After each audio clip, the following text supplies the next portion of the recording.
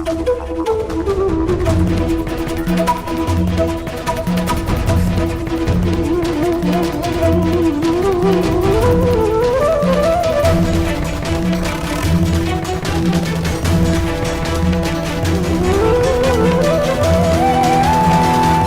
पाप के मार्ग में आना मेरा कर्तव्य है, परंतु नियति के मार्ग में आना मेरा अभ्यास नहीं।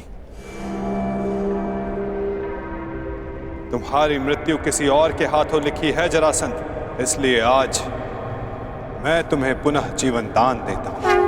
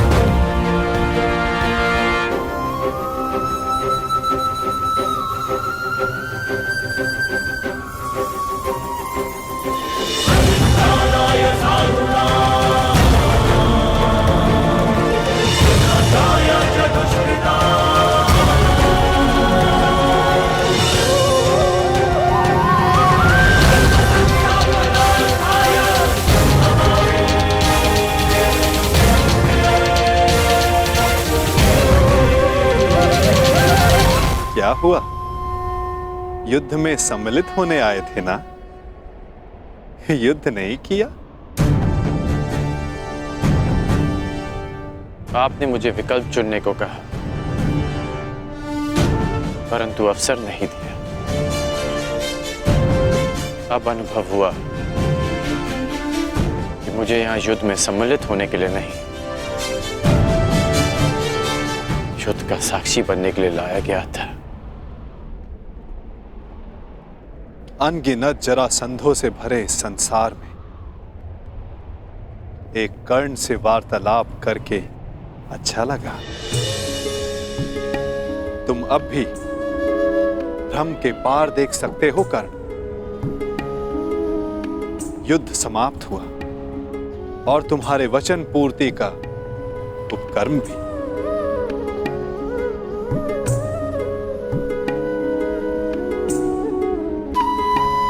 तो प्रस्थान करें?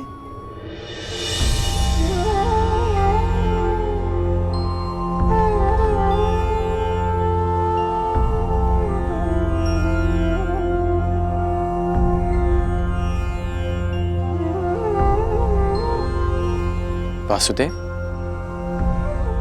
अभी आपने कहा कि दूसरी यात्रा प्रारंभ हो रही है, तो फिर आप बीच में क्यों रुक गए? विचार कर रहा हूं अंगराज कि कुछ यात्रा यदि प्रारंभ ना की जाए तो भविष्य पूर्णतः भिन्न हो सकता है।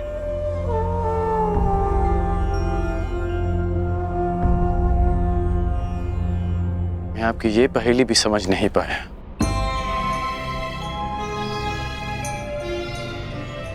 हर पहेली का उत्तर हमारे चयन में होता है अंगराज, और भविष्य चयन पर निर्भर करता है। जीवन जीने के सदैव दो विकल्प होते हैं। एक विकल्प होता है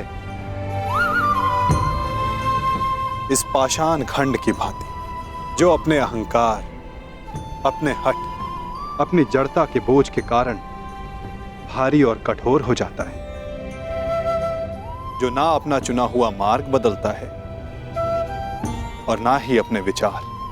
उसका प्रारब्ध इस पाषाण खंड की तरह होता है।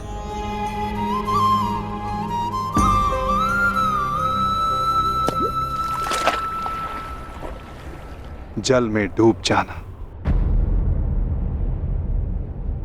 और दूसरा मार्ग वासुदेव?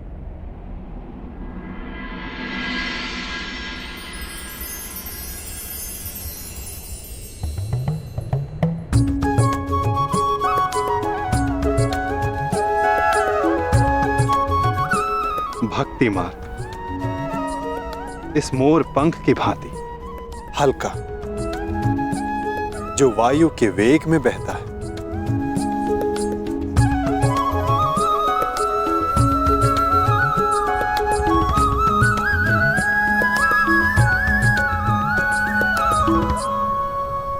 जो इस मोर पंख की भांति होते हैं, वे अपने आप को ईश्वर की इच्छा के हाथों ऐसे समर्पित कर देते हैं जैसे इसने स्वयं को वायु को समर्पित किया।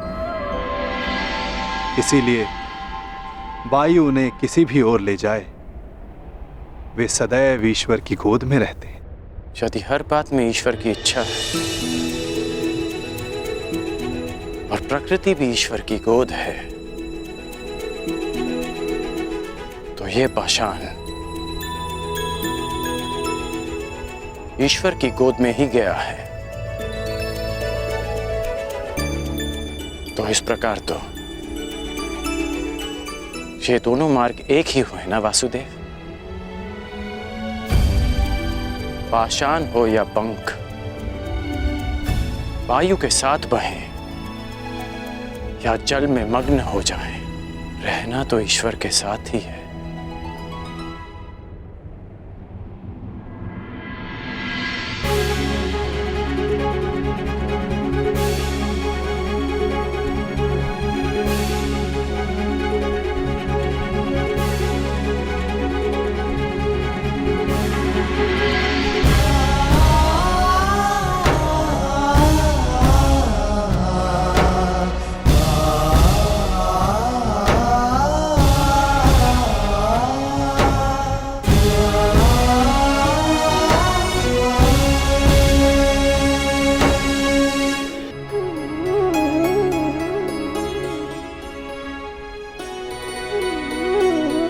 मैं हमेशा तुम्हारी प्रशंसा करता आया, परंतु आज तुमने मेरा सम्मान अर्जित किया है कर्ण। तुमने वो समझ लिया जिसका ज्ञान पाने में ऋषि मुनि अपना सारा जीवन बिता देते हैं। कोई पाषाण खंड नहीं, कोई मोर पंख नहीं। यदि कुछ महत्वपूर्ण है तो कर्म और कर्म के परिणाम। कुछ महत्वपूर्ण है तो हमारा चुना हुआ मार्ग।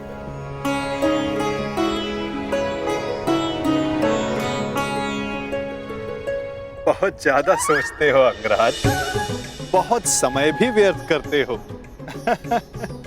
अब यहीं रहना है या आगे चलें? रुके तो आप हैं वासुदेव। कहा था ना, जीवन मार्ग में रुककर देख लेना चाहिए कि लक्ष्य उचित है या नहीं। और हमारा मार्ग हमारे साथ छल तो नहीं कर रहा है।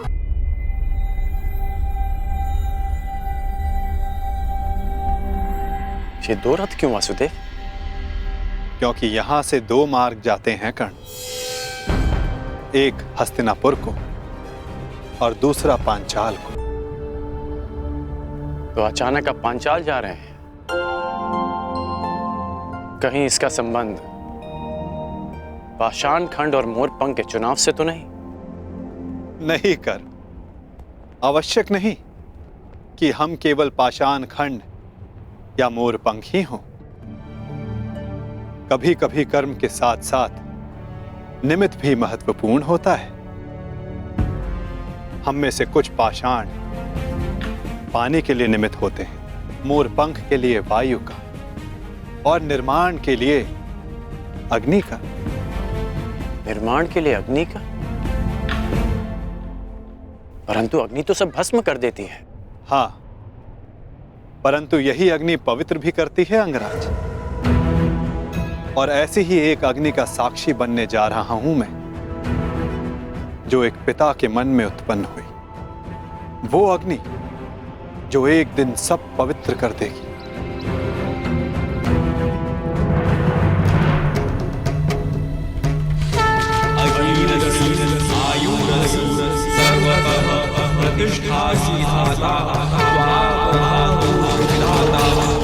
हमारे प्रतिशोध की अग्नि शांत करने के लिए दो अतिथि शीघ्र प्रस्तुत होंगे द्रौपद। मैं भी उनके स्वागत के लिए आतुर हूं ऋषिवर। तब से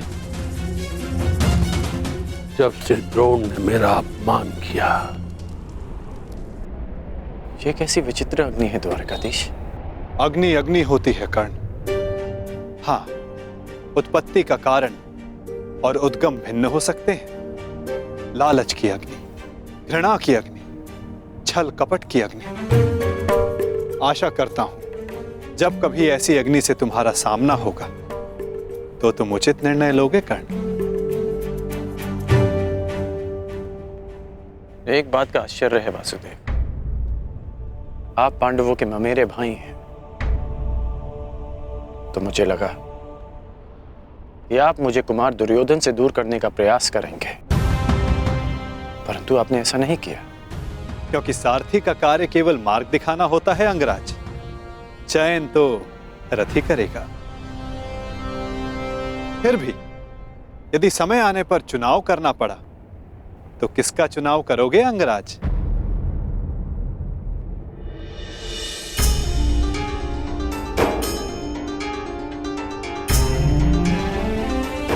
मित्र दुर्योधन का। इसलिए नहीं कि मैं उनके प्रत्येक कर्म को उचित मानता हूं, परंतु इसलिए कि उन्होंने मेरी तब सहायता की जब सबकी दृष्टि में मैं तुच्छ था।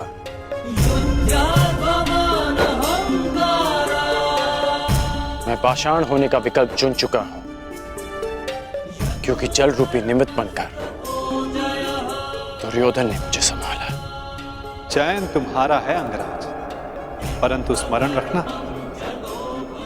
हम कर्म चुनते हैं और कर्म हमारा परिणाम चुनता है।